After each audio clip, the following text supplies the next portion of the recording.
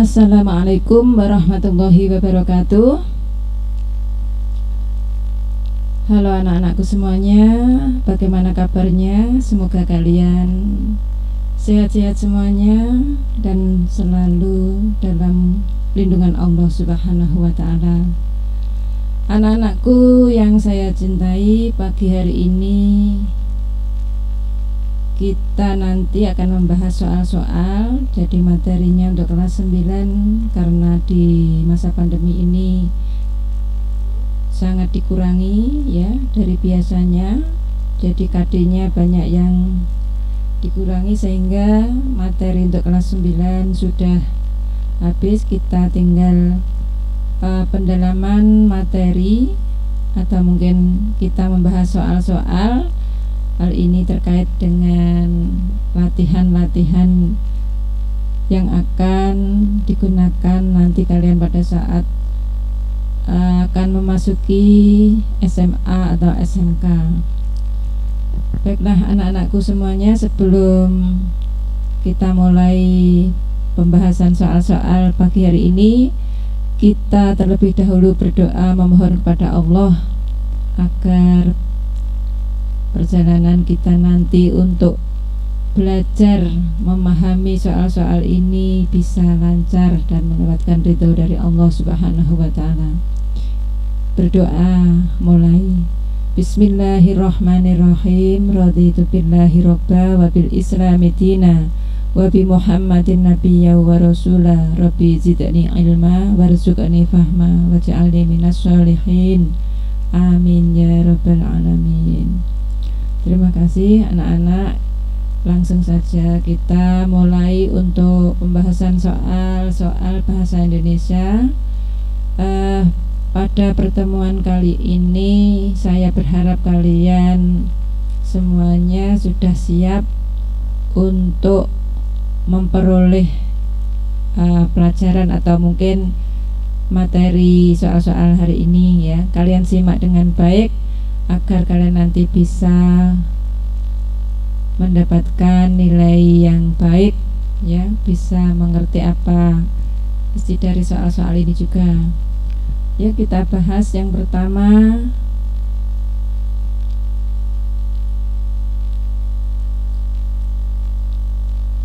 Di sini ada level pengetahuan anak-anak, karena soal itu ada yang pengetahuan, pemahaman, dan juga mungkin penerapan.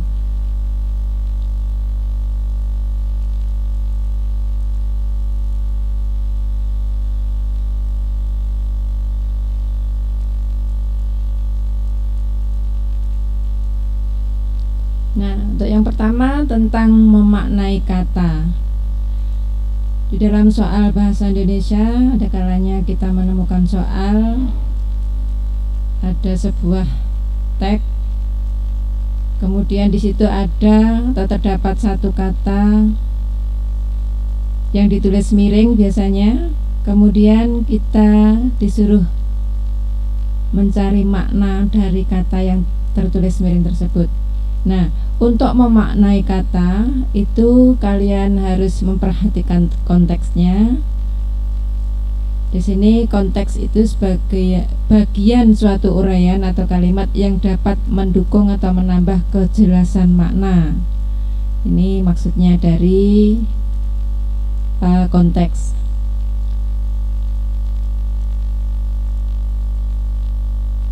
Nah, di sini ada contoh soal terkait dengan makna kata tersebut. Coba diperhatikan.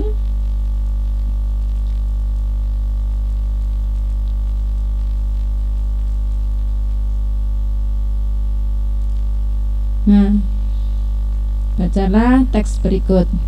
Keadaan dunia yang semakin mengglobal secara tidak langsung telah memaksa kita untuk mempertajam pengamatan kita terhadap informasi-informasi yang beredar.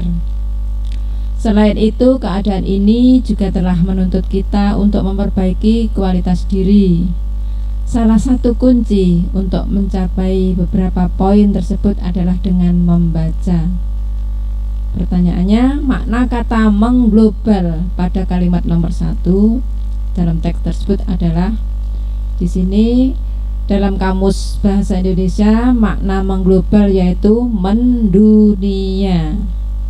Itu ya anak-anak. Jadi untuk makna kata ini ya berarti anak-anak juga harus sering-sering membaca kamus ya untuk mengetahui makna kata yang ada yang mungkin kalian belum pernah menjumpai atau mengerti makna kata yang ada.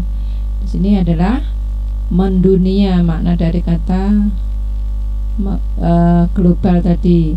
Yang kedua, menentukan informasi tersurat teks.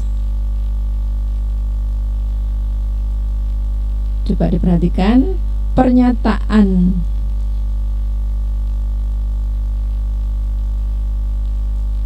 menyatakan atau menjelaskan satu atau lebih data atau fakta yang terdapat pada teks.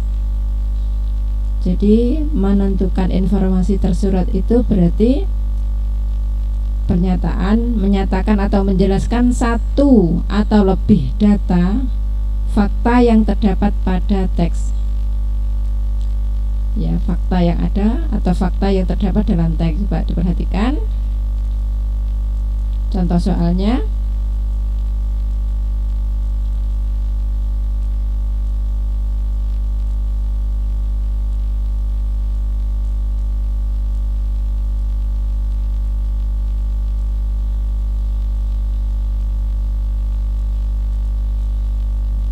Bacalah teks berikut. Berdasarkan survei UNESCO, minat baca masyarakat Indonesia berada pada urutan paling rendah di ASEAN. Rendahnya minat baca masyarakat kita sangat memengaruhi kualitas bangsa karena tidak bisa mengetahui dan mengikuti perkembangan ilmu pengetahuan dunia. Hal ini berdampak pada ketertinggalan bangsa Indonesia dibanding dengan negara-negara lainnya. Nah, pernyataan yang sesuai isi teks tersebut adalah di sini anak-anak perlu kalian perhatikan dari 4 pilihan ini tentunya anak-anak harus ingat lagi yang ada di sini tadi yang pernyataannya sesuai dengan isi teks ini. Kita lihat urutan minat baca masyarakat Indonesia terendah di antara negara lain di ASEAN. Kualitas bangsa dipengaruhi rendahnya minat baca masyarakat Indonesia. Bangsa Indonesia tertinggal dibanding negara lain berdasarkan survei UNESCO. Perkembangan ilmu pengetahuan tidak sesuai dengan perkembangan bangsa. Nah, dari pernyataan yang di sini, manakah untuk jawaban-jawaban ini yang paling cocok? Kita lihat. Urutan minat baca masyarakat Indonesia terendah di antara negara lain di ASEAN. Coba diperhatikan apakah di sini minat baca Indonesia berada pada urutan paling rendah di ASEAN. Apakah penulisan ASEAN di sini sudah tepat? Nah, ini anak-anak kalau urutannya masyarakat Indonesia ini adalah benar ya, benar untuk di negara lain di ASEAN. Tapi ini maaf, ini tulisannya saja yang salah. Seharusnya ASEAN ini penulisannya menggunakan huruf kapital semua karena ASEAN ini termasuk akronim ya, akronim, sehingga jawaban ini yang paling betul sebenarnya yang A. Cuma ada kesalahan sedikit dari penulisan di sini ASEAN. Seharusnya ASEAN-nya adalah dengan huruf kapital semuanya. Kita lanjutkan. Untuk menentukan watak tokoh, anak-anak, kalian masih ingat bahwa materi cerpen itu unsur-unsur intrinsiknya ada watak ya.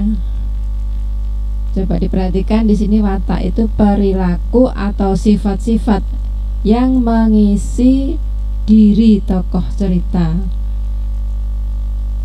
Nah, cara penggambaran watak tokoh perlu diperhatikan. Di sini ada beberapa cara. Yang pertama disebutkan pengarang langsung. Ya, misalkan wataknya keras atau lemah lembut. Ini dalam cerita biasanya pengarang langsung menyebutkannya. Kemudian yang kedua, cara menentukan watak tokoh itu dari perbuatan tokoh. Dari perbuatannya, apakah tokohnya itu keras kepala atau penyabar dan sebagainya, dilihat dari perbuatan tokoh. Yang ketiga, lingkungan tempat tinggal tokoh. Misalkan tempat tinggal tokoh itu dekat masjid. Nah, atau mungkin tempat tinggalnya dari tempat-tempat yang kumuh. Nah, ini bisa digambarkan wataknya dari tokoh tersebut. Kemudian yang keempat, dari dialog atau ucapan tokoh. Dari dialog atau ucapan tokoh ini biasanya juga bisa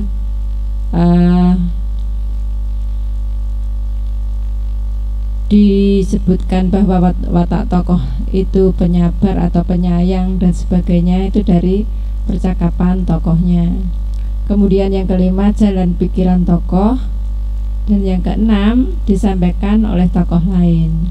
Nah, disampaikan tokoh lain ini mungkin dalam cerita tersebut tokoh lain yang mengatakan bahwa tokohnya itu bersifat jahat atau tidak, itu bisa dari tokoh lain. Itu ya anak-anak, cara menentukan watak tokoh. Ini ada contoh soal, kalian perhatikan dulu.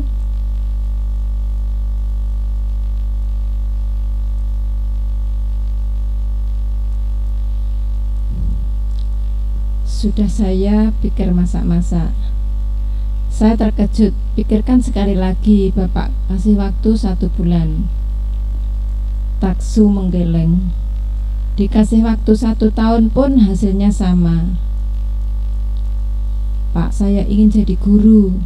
Tidak, kamu pikir saja dulu 1 bulan lagi. Kami tinggalkan Taksu dengan hati panas. Ketika kami tanyakan bagaimana hasil perenungannya selama 2 bulan, Taksu memberi jawaban yang sama. Saya sudah bilang saya ingin jadi guru. Kok ditanya lagi?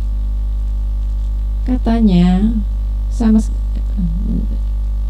katanya sama sekali tanpa rasa berdosa. Watak tokoh Taksu pada teks tersebut adalah ini. Nah, berarti Taksu ini wataknya teguh pendirian, ya.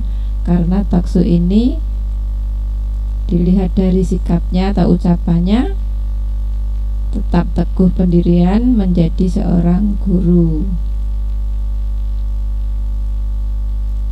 Yang keempat, menentukan nilai moral. Nilai moral, nilai yang berkaitan dengan akhlak, baik buruknya tingkah laku, dapat diketahui jika sebab konflik dan akibat konflik sudah diketahui, disimpulkan dari sebab dan akibat konflik atau reaksi atau tindakan tokoh terhadap konflik dan akibatnya. Contoh soalnya, bacalah teks berikut. Sudah saya pikir masak-masak, saya terkejut, pikirkan sekali lagi, Bapak kasih waktu 1 bulan. Taksu menggeleng, dikasih waktu 1 tahun pun hasilnya sama. Saya ingin jadi guru. Tidak, kamu pikir saja dahulu 1 bulan lagi. Kami tinggalkan Taksu dengan hati panas. Ketika kami tanyakan bagaimana hasil perenungan selama 2 bulan, Taksu memberi jawaban yang sama. Saya sudah bilang saya ingin jadi guru, kok ditanya lagi? Kok ditanya lagi, Pak? Katanya sama sekali tanpa rasa berdosa. Nah, pertanyaannya, Nilai moral yang terdapat pada teks tersebut adalah, sini anak-anak ya. Jadi nilai moral itu bisa disebut juga nilai-nilai yang baik yang bisa kita ambil ya dari cerita tersebut. Jawabnya coba diperhatikan. Jawaban A, meninggalkan anak yang tidak menurut dengan hati panas. Yang B, memaksakan keinginan kepada anak adalah hak orang tua. Yang C adalah orang tua tidak berhak mencampuri urusan cita-cita anak. Dan yang D, ketika memiliki keinginan yang baik perlu dipertahankan. Nah, karena ini tadi ceritanya itu antara orang tua dan anak, membahas tentang cita-citanya anak, maka jawaban yang paling tepat adalah C, orang tua tidak berhak mencampuri urusan cita-cita anak. Kita lanjutkan untuk yang nomor 5. Menentukan amanat. Amanat itu pesan yang ingin disampaikan pengarang kepada pembaca. Dapat diketahui jika sebab konflik dan akibat konflik sudah diketahui, disimpulkan dari sebab dan akibat konflik. Ini baru amanat. Nah, diperhatikan soalnya. Sang raja sangat terkejut mendengar penjelasan si semut yang tahu hidup hemat. Sang raja tersenyum kecil di dekat semut. Kau semut yang hebat, kau dapat menghemat kebutuhanmu.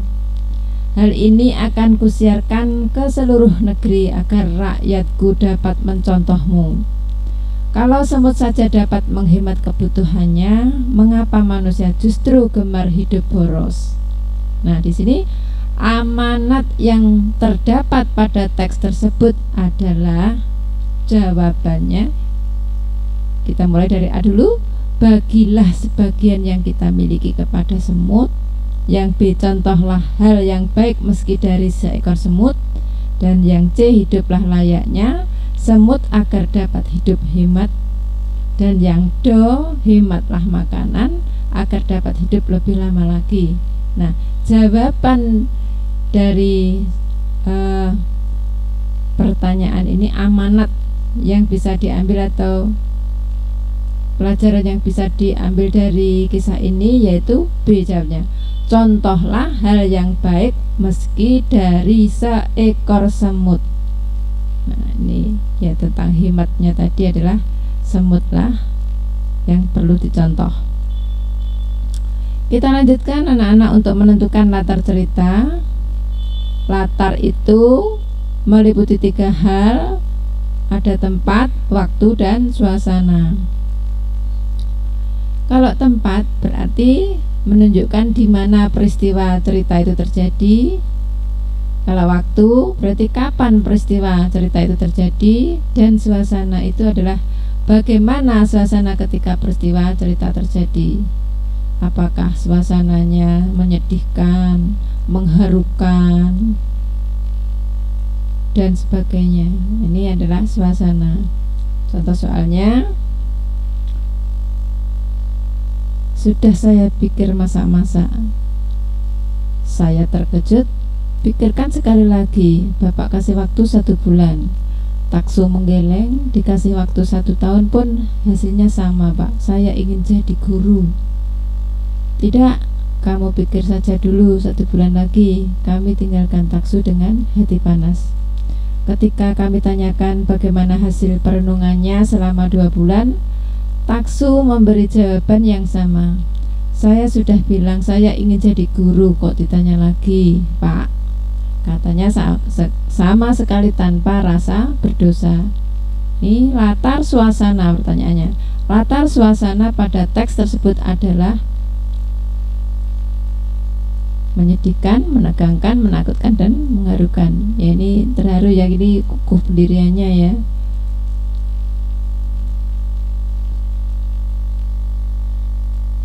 Nah, anak, kita lanjutkan lagi pada materi kesalahan penggunaan kata.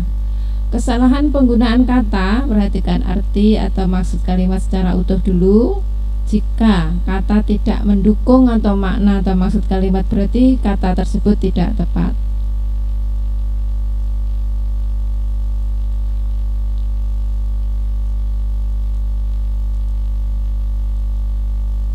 Contoh,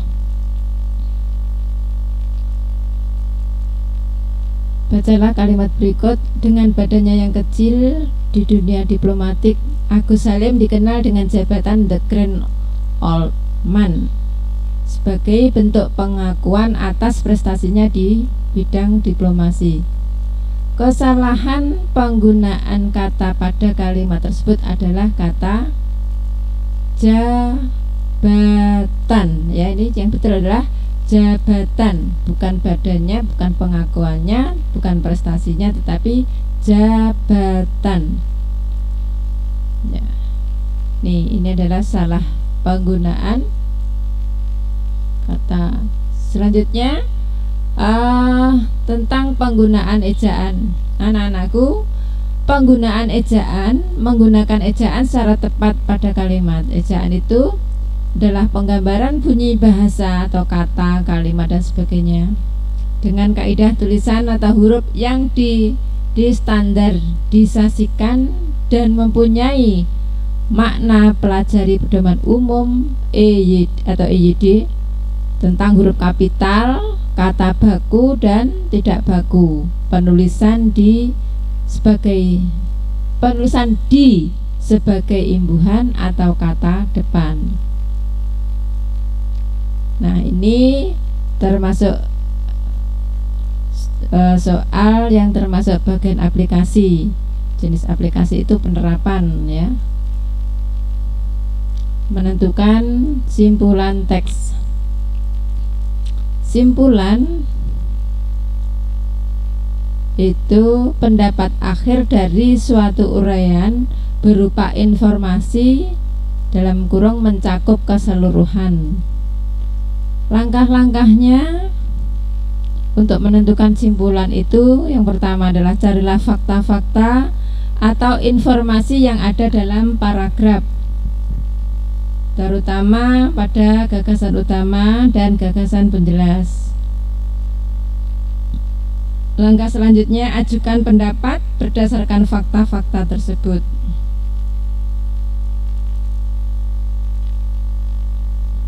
Contohnya, berdasarkan survei UNESCO, minat baca masyarakat Indonesia berada pada urutan paling rendah di ASEAN. Rendahnya minat baca masyarakat kita sangat memengaruhi kualitas bangsa karena tidak bisa mengetahui dan mengikuti perkembangan ilmu pengetahuan dunia. Hal ini berdampak pada ketertinggalan bangsa Indonesia dibanding dengan negara-negara lain. Simpulan isi paragraf tersebut adalah, tadi sudah dijelaskan ya, bahwa dari fakta-fakta, kemudian kita ulang lagi.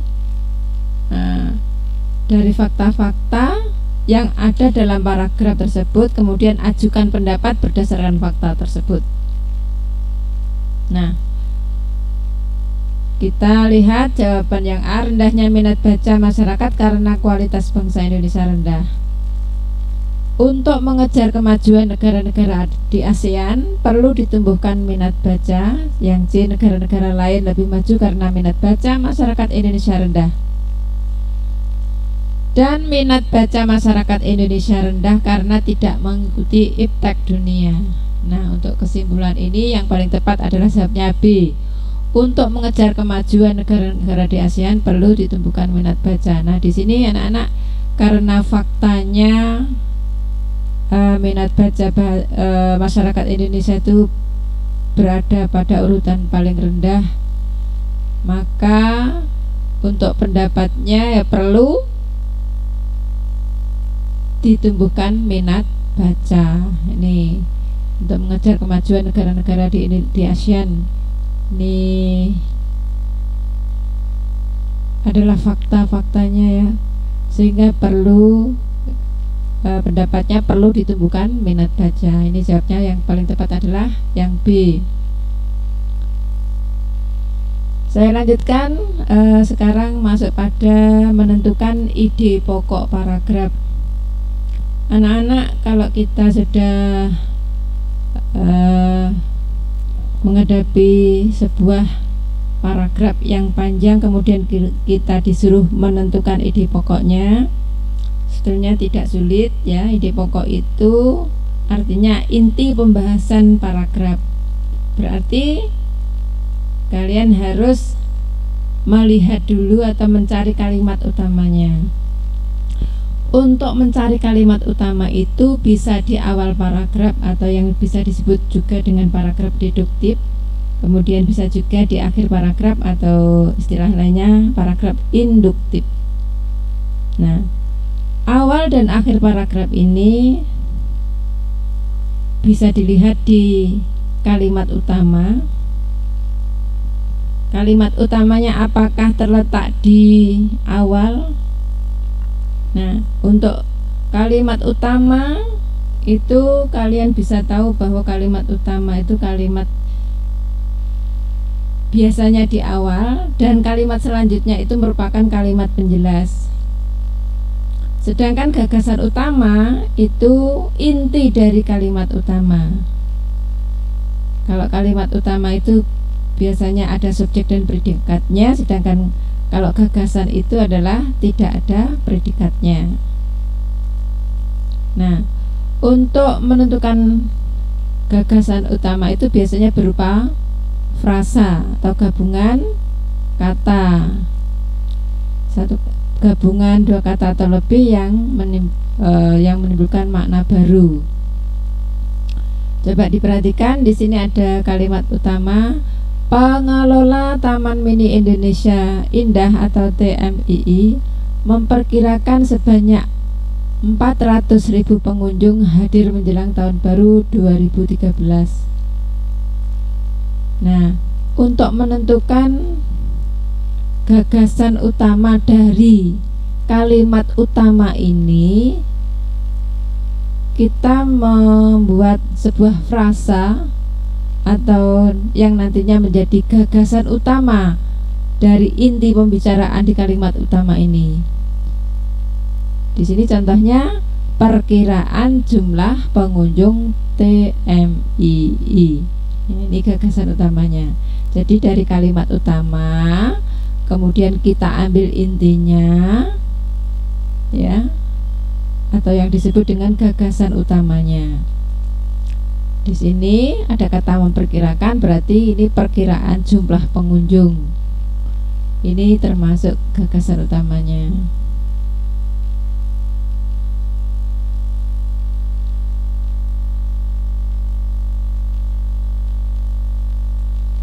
Contoh soalnya diperhatikan. Pohon mangga mempunyai ciri-ciri antara lain berperawakan besar, dapat mencapai tinggi 40 meter atau lebih. Meski kebanyakan mangga pemeliharanya hanya sekitar 10 meter atau kurang. Batang mangga tegak, bercabang agak kuat, dengan daun-daun lebat membentuk tajuk yang indah berbentuk kubah oval atau memanjang dengan diameter sampai 10 meter. Kulit batangnya tebal dan kasar dengan banyak celah-celah kecil dan sisik-sisik bekas tangkai daun. Pertanyaannya, ide pokok teks tersebut adalah. Nah, di sini anak-anak sudah disediakan jawabannya yang tepat ya. Kalau A tinggi pohon mangga, ini adalah salah. Di sini adalah yang tepat ciri-ciri pohon mangga. Yang ciri-ciri batang pohon mangga juga salah, bentuk daun pohon mangga juga salah. Nah, bagaimana untuk menentukan menentukan ide pokok ini? Anak-anak harus melihat kalimat utamanya. Nah, di sini kalimat utamanya kita lihat kebetulan ini berada di awal paragraf atau yang disebut paragraf deduktif tadi. Pohon mangga mempunyai ciri-ciri antara lain berperawakan besar, dapat mencapai sekian dan seterusnya. Berarti ide pokoknya adalah ciri-ciri pohon mangga. Gitu ya anak-anak ya.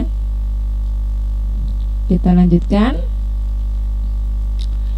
Menentukan kalimat utama.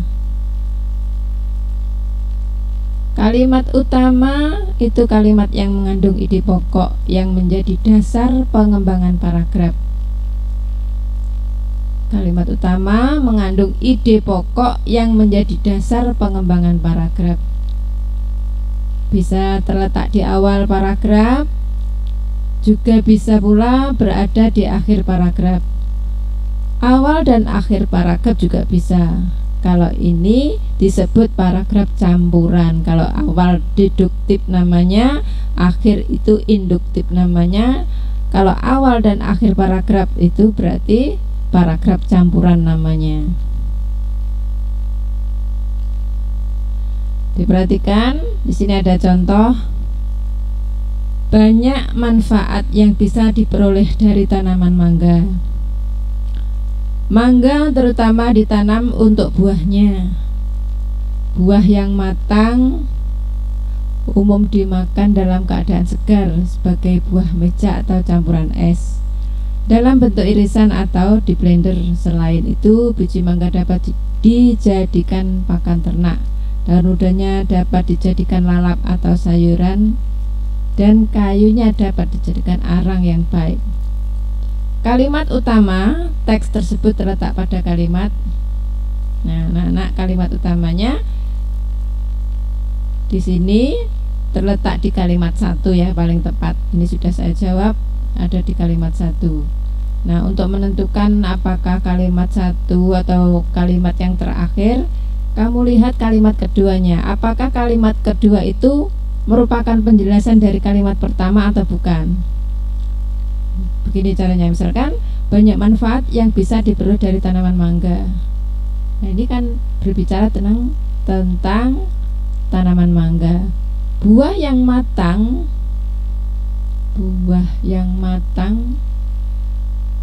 umumnya dimakan dalam keadaan segar. Nah, ini kan penjelasan dari tentang mangga tadi. Nah, maka dari itu, kalau kalimat kedua itu merupakan penjelas dari kalimat pertama, maka letak kalimat utama itu berarti ya di atas ini, paling atas ini, atau kalimat 1 ini. Begitu ya caranya ya untuk menentukan kalimat utama. Jadi dilihat kalimat kedua dan selanjutnya apakah merupakan kalimat penjelas dari kalimat-kalimat yang awal tadi.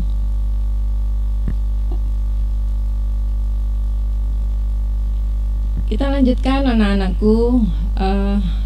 Sekarang menentukan ringkasan teks.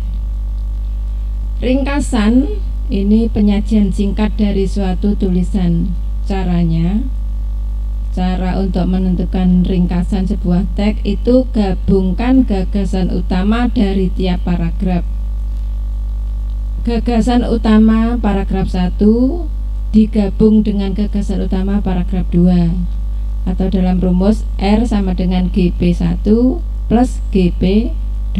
Ini ya, R nya itu kepanjangan dari ringkasan, GP itu berarti gagasan utama atau gagasan utama paragraf 1, gagasan paragraf 2. Nih GP1 dan GP2. Ini cara menentukan kalau ada soal terkait dengan ringkasan teks. Contohnya,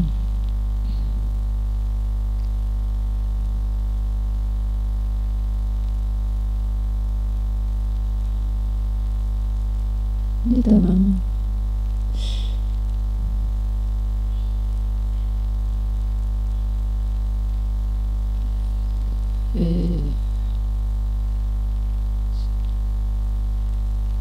Ini diperhatikan anak-anakku, bacalah teks berikut.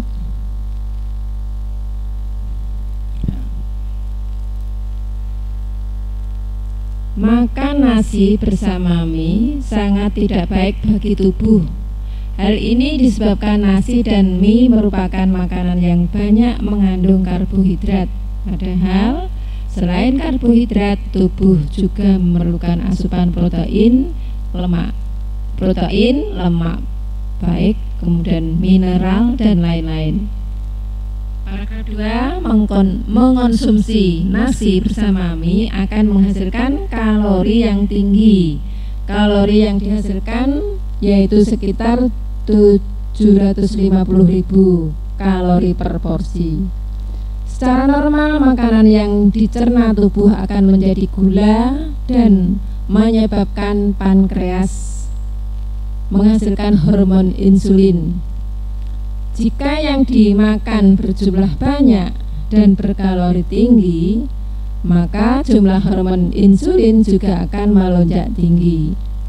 Nah, pertanyaannya, ringkasan teks tersebut adalah, jadi sudah tahu rumusnya, gabungan gagasan paragraf 1 ditambah gagasan paragraf 2 digabung menjadi 1. Nah, dilihat lagi di sini, makan nasi bersama mie sangat tidak baik. Mengonsumsi nasi bersama mie akan menghasilkan kalori. Jadi jawabnya di sini sudah jelas, makan nasi bersama mie yang berkalori tinggi menyebabkan jumlah hormon insulin juga tinggi. Di sini akan kalori yang tinggi. Nah, itu ya anak-anak cara meringkas. Kemudian menentukan pendapat. Pendapat persetujuan atau merespon baik atau mendukung terhadap suatu hal atau masalah.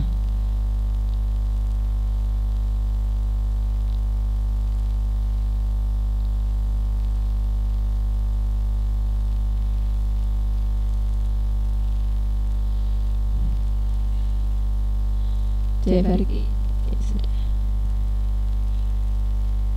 Nah, bacalah teks berikut. Buku kumpulan cerpen remaja ini dapat menjadi inspirasi remaja untuk mengejar cita-cita mereka. Dengan penggunaan bahasa yang sederhana, membuat isi cerita mudah dipahami. Sayang, ada beberapa cerpen yang kurang layak dibaca oleh remaja.